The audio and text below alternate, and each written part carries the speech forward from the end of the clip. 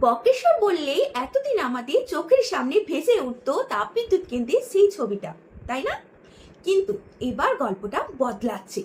আমাদের দুবরাজপুর, আমাদের বীরভূম তথা আমাদের পশ্চিমবঙ্গ এবার সাক্ষী হতে চলেছে এক যুগান্তকারী পরিবর্তনে। রাজ্য বাজেটে ঘোষণা করা হয়েছে বক্রেশ্বরে তৈরি হতে চলেছে প্রায় 2000 কোটি টাকার এক মেগা ফ্লোটিং সোলার প্রজেক্ট।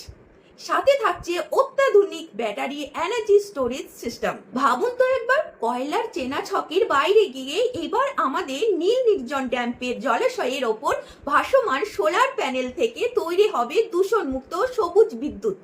পরিবেশ বাঁচিয়ে ভবিষ্যতের অত্যাধুনিক প্রযুক্তির হাত ধরে আমাদের এই চেনা মাটি এবার পথ দেখাবে গোটা পশ্চিমবঙ্গকে। পুরনো ঐতিহ্য আর নতুন প্রযুক্তির এই মেলবন্ধন আমাদের এলাকায় আর্থ-সামাজিক চিত্রটাই বদলে দেবে। তৈরি হবে নতুন সুযোগ, নতুন সম্ভাবনা। এবার আমাদের জেলার মুকুটে এই নতুন পালক যুক্ত হওয়ার খবরে আপনি কতটা উচ্ছ্বাসিত জানাবেন কমেন্টের মাধ্যমে। খবরটা এখনই শেয়ার করুন সবার কাছে। ধন্যবাদ।